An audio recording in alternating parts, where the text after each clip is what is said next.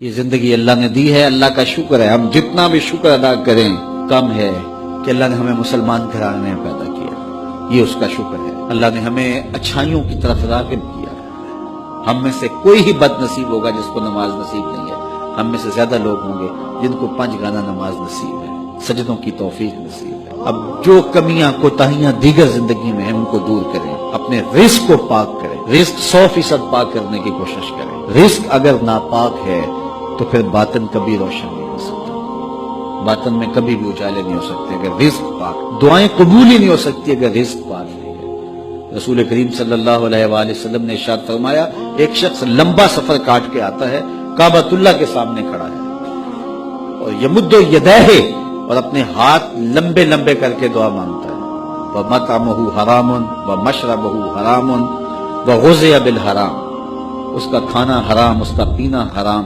وَمَلْبَسُهُ حَرَامٌ، اس کا لباس حرام، اور اس کو غذا بھی حرام کی دی گئی. جو بدن پلا ہے وہ حرام کی غذاؤں سے پلا ہے. رسول کریم فرماتے ہیں بتاؤ اس کی دعا کیسے قبول؟ قبولیت کے لیے شرط ہے کہ رزق پاک، رزق کی پاکیزگی کا خیال رکھیں. والدین کی رضا میں اللہ کی رضا رکھی گئی ہے. اگر والدین راضی نہیں ہیں تو پھر رب کی رضا نصیب نہیں ہوگی. ہاں، صرف والدین اگر اللہ کے حکموں کو توڑنے کا کہیں تو ان کی یہ بات نہیں مانی جائے گی. باقی امور میں ان کی بات تسلیم کی جائے گی، اور ان کی رضا میں اللہ کی رضا چھپی ہوئی ہے. اپنی نظر کی حفاظت کریں.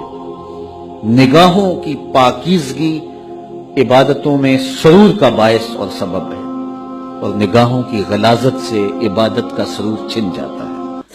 دور موجود کے فتنوں میں سے یہ سوشل میڈیا بہت بڑا فتنہ بن کے ہمارے سامنے آیا ہے. بالخصوص نوجوانوں کی زندگی کی ساری لطافتیں چھین لی ہیں، اور جس کے نتیجے کے اندر وہ حقیقی لذت جو عبادات کی، ذکر و فکر کی نصیب ہونی چاہیے تھی، اس سے موجودہ نسل جو ہے وہ بالکل دور ہوگی. انہیں پتہ ہی نہیں ہے کہ سجدوں کا سرور کیا ہوتا ہے، سحری کے جاگنے کا لطف کیا ہے، اللہ اکبر، رب کے حضور آنسو بہانے کا سرور کیا ہے. تو اپنی نظر کی پاکیزگی کا خیال اور لحاظ رکھیں. اس کا نتیجہ یقیناً عبادات کے اندر سرور کی صورت کے اندر برآمد ہوگا. اللہ آپ کی حفاظت کرے، اور ہر جان یہ دیکھے اس نے آنے والے کل کے لیے آگے کیا بھیجا ہے.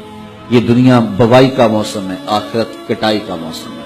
بوائی کے موسم میں جس نے تخم میں عمل ڈال لیا، کل کٹائی کے موسم میں کچھ کاٹ لے گا.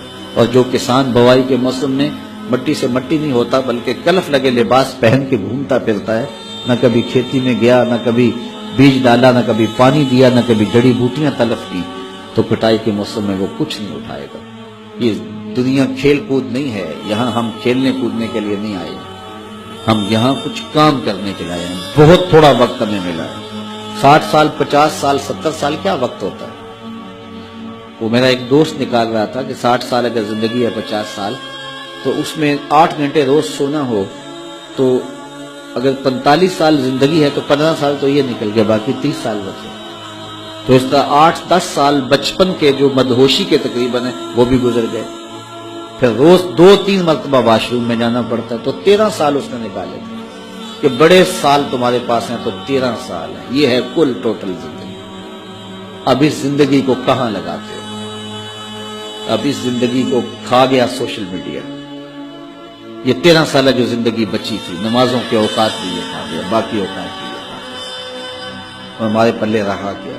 پھر جب جائیں گے کیا خالی ہاتھ جائیں گے؟ آئیے اپنی زندگی کو، بالخصوص جوانوں کو میں کہتا ہوں، بڑے قیمتی لمحے ہیں جوانی کے.